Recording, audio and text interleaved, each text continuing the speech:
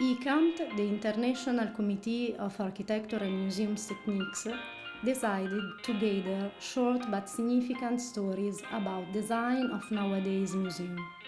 In a time of uncertainties marked by the pandemic and by transition towards sustainability, digitalization and wars, the stories of architects, designers, museum experts and directors mark the transition of museum institutions which have chosen to become leaders of the changes of our time for democratization, inclusivity and accessibility to visual and material culture.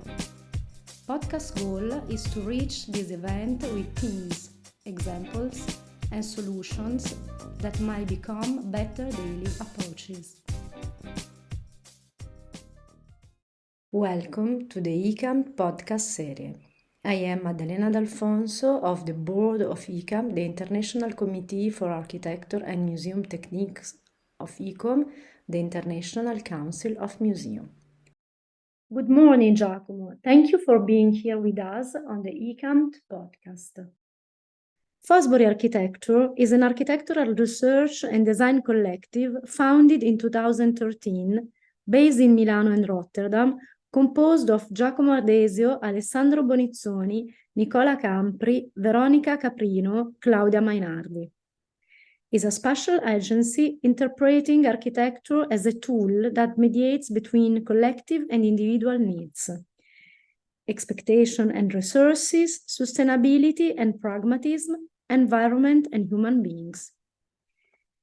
Fosbury Architecture has been awarded by several international competitions. The group participated at the Venice Biennale in 2016, at the Chicago Biennale Make New History in 2017. Fosbury Architecture curated the Italian Pavilion at the Biennale of Architecture of Venice in 2023. How did the Fosbury Architecture Group come about, and why are you involved in exhibition projects? So Fosbury Architecture is a collective that was founded back in 2013 when we were all in school. We decided to create this platform to work together because we felt that there was no room for us in the market. So despite we followed different trajectories in these 10 years of work together, we maintain Fosbury as a common and a shared platform to carry on projects together. It is a research-based and collaborative practice, and somehow in time it has unfolded as an in-between a spatial practice and a creative agency. So we have done projects that span from competitions to research to publications and ultimately also exhibitions. In terms of exhibitions, we have performed them in different roles. So as invited, and I would not say artists because we are architects, but as artists, let's say, as curators and as set designers. And somehow this has been probably the most continuous activity that we have done. Because by reason of opportunity, or maybe also because it embodies as a branch of the discipline that is closer to our interests, we were able to find in exhibition this plan that can combine research and practice. How did you approach the design of the Italian Pavilion at the Venice Biennale?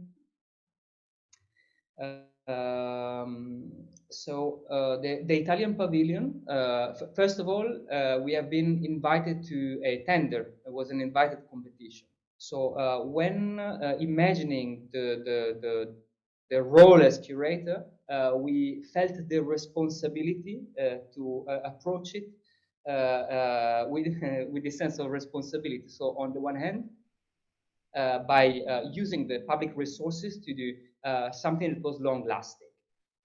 In this sense, we use it as an occasion to activate projects and processes, real projects and real processes in the territories not just limiting ourselves and our practice to the boundaries of the Italian pavilion. Then, as an occasion to stage a new generation to which we feel to belong, that situate along the boundaries of what is traditionally considered to be architecture, which is eventually making buildings, to imagine a different role for the architect, more as a mediator across different types of knowledge, and ultimately to legitimize to an Italian audience this alternative type of practice.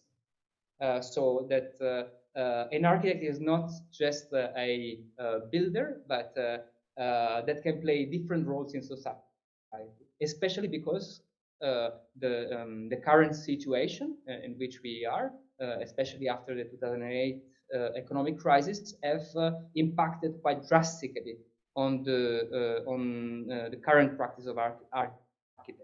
So in a moment of redefinition of roles, we felt that this was an important voice to stage in the Italian pavilion. What were the points you focused on most, and what message was important to get across through this exhibition? The main message was to enlarge the boundaries of the discipline, to look at architecture not just as an ultimate object to achieve as a final result, but rather as an instrument to operate on space, which we intend more as the extended network around the building. So this relationship that keeps together a place with its physical body, as well as the people that live the space. So a relationship between territories and communities, eventually. Um, um, as I was mentioning earlier, there was also the recognition of the other possible roles in society for architects, which we feel are more ingrained to a younger generation of practitioners. But it's not a generational gap, but rather the fact that younger generation were born and raised in a different context, which is more conscious of resources, because there are less resources because of the crisis, but also because there is a new ethos towards resources. Basically, now we are in a moment in which we are questioning everything. So this will have eventually an impact on the role of the architect. Very interesting. In the realization of the pavilion, what were the main advantages and difficulties in working in a context such as the Venice Biennale? Well, for sure, the advantage was to gain credibility for the entire operation, because it was rather complex. We were initiating new projects with local actors. We needed somehow that credibility that could not rely just on our portfolio or on the portfolio of our participants, which were both architects and professionals that belongs to other fields of creativity. And for sure, we used to play at best this card that luck and the Ministry of Culture offered to us. Probably the main disadvantage was to operate with the consolidated procedure of such a big institution was not as easy in the very beginning, in the sense that there were no, how to say, easy solutions to achieve the realization of the project, especially outside the domain, the physical domain of the Biennale, so in the territories, or how to, let's say, make contracts, basically, to how to name and frame these projects within the general project of the Italian pavilion. Yet, it has been quite a rather collaborative relationship, the one that we had with the Venice Biennial, together with the Ministry of Culture, the Direzione Generale Creatività Contemporanea. And I think that eventually it was a good testing ground for them as well, this common challenge. Nice. What differences have you found in working between the Venice Biennale and the Biennale in Lisbon or Chicago? First of all, in Chicago and Lisbon, we were participants, and therefore we were asked to provide a research and its physical materialization within the museum, the exhibiting area, let's say. In this case, instead, we were curators, and therefore, the main thing that we had to do is to imagine the format of the exhibition. Yet, probably the main exhibition, the main shift, no, sorry. Yet, the main difference, which probably occur, is the shift between representation and realization. Because in this case, we try to overlap, let's say, exhibition and action. Because normally the architectural exhibition is a medium to represent something which happens elsewhere, that has already happened, a fact, or to visualize the research for the visitor. Whereas in our case, we try to make some sort of an expanded exhibition that counted on some sort of I would say control room within the Italian pavilion in Venice, as well as in 9 places scattered in the Italian peninsula. What methods have you devised to generate economic sustainability in your exhibition project? How do you address the other aspect of sustainability included in the UN 2030 diary? We imagined for we imagined the exhibition as an investment that was very much related to the territories that we were tackling. So basically, we used the exhibition as a vector to intervene in 9 specific spots through Italy that we felt were somehow representative of conditions of fragility and transition for the country. So basically, trying to use these local histories as epitomatic for more important challenges, such as let's say rethinking the urban peripheries, or reconciling with the environment, or defining protocols to approach unfinished public works, which is a quite important theme for Italy especially, or how to imagine cultural coexistence. So based on those challenges embodied in the territories, we devised projects that were putting together designers at the service of the local projects together with local actors and communities. Because each process, they are rather different one to the other in terms of format and final outcome, but they are all born by the collaboration between alien and local actors. So basically, we used the exhibition as an instrument to achieve that, something that normally would have never happened in these places, because those professional figures maybe are not present locally, and so we were bringing them in those places, but also because the communities were able to provide either their needs, to which they needed the professionals to respond to, or to devise together solutions that were somehow responding to the original cost. Thank you. What are your thoughts on ethical and ontological issues related to exhibition practice? So exhibitions, by being temporary by nature, they tend to be extractive in terms of resources and energies on the side of the people that are working on them. So we decided to use the public resources in first place to realize pioneer projects thought for a specific local community and to imagine those projects on a let's say chronological time frame that was larger than the exhibition itself, so beyond the 6 months of the Venice Biennial. So we started the work in the from, let's say, our appointment in July, and the work has been to let's say contact all the actors, defining the projects, and materialize them from January to May.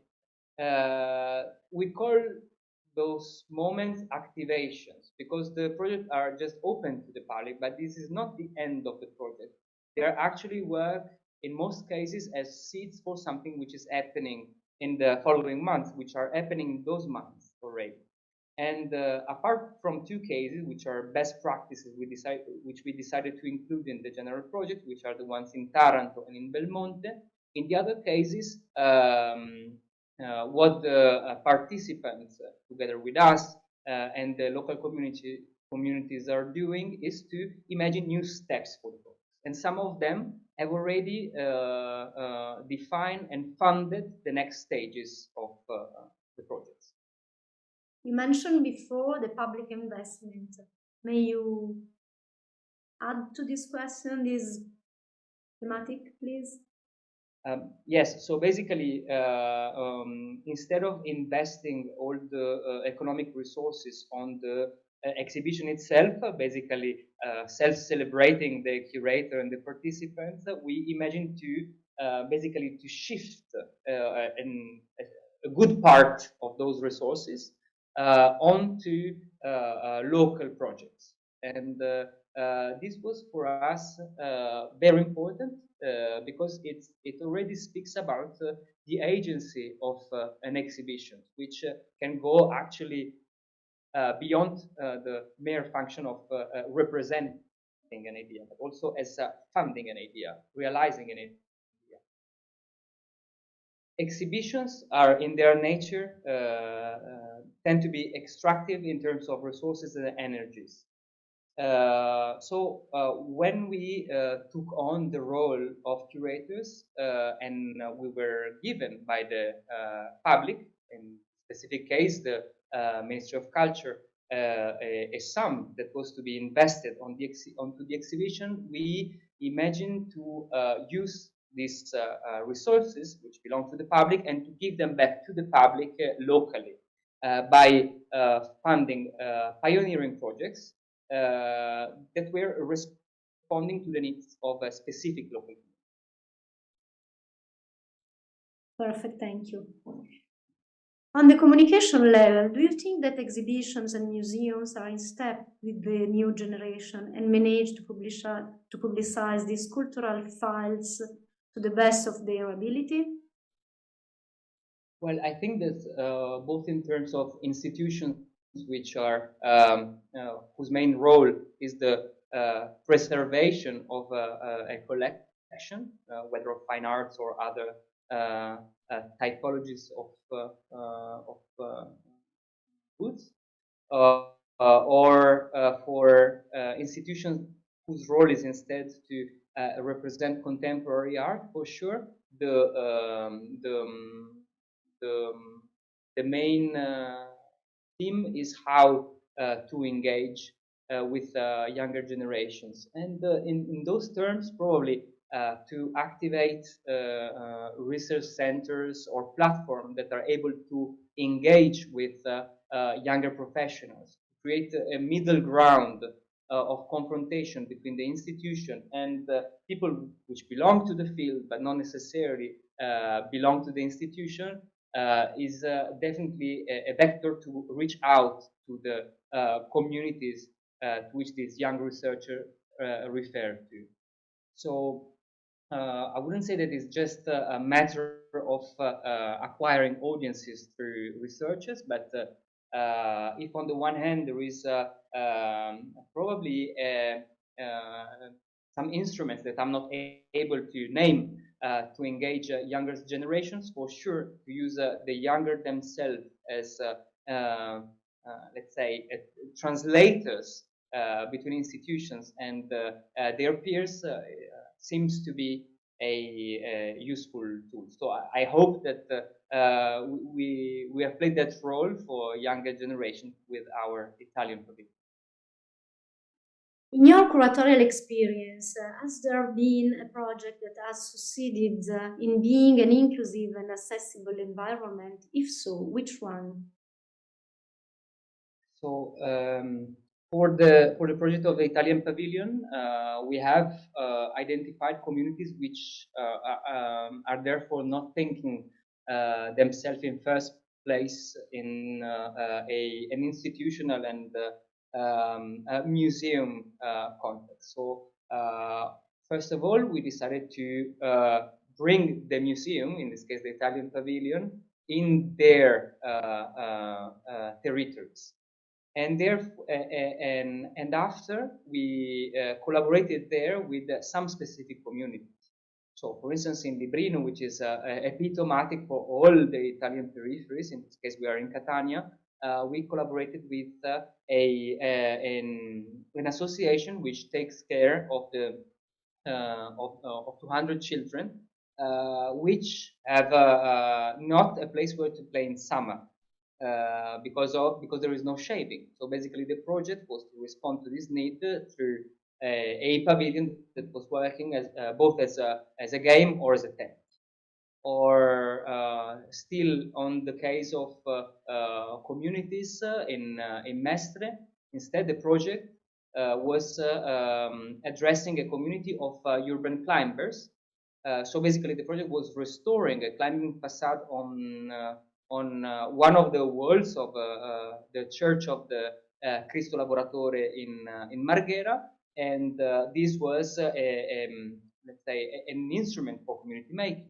Or instead, in the project of Taranto, basically the temporary occupation of the roofs of the old town of Taranto was an act of appropriation by the local community, and as a stage to observe the complexities of the territory. There is it's probably the most polluted city in Italy. Or another community which we have engaged is the one, let's say, not a specific community, but rather thinking about multicultural coexistence on the boundary between Italy and Slovenia, which is on the one hand a place of coexistence of different cultures, Slavic, German, and Italian, but also it is the ending point of the Balkan route for migrants. So these were all themes that were tackled by the project which we have activated. So trying to bring the museum, raising local, let's say, themes, and using the exhibition as a instrument to exchange knowledge between these two poles. On the one hand, the museum goes to the community, and on the other, the experience of the community goes inside the museum. Thank you very much, Giacomo, for being with us at the ICAMT podcast. It was really, really, really nice to have this conversation with you. Goodbye. Thank you for listening. See you soon in the next ICAMT podcast episode.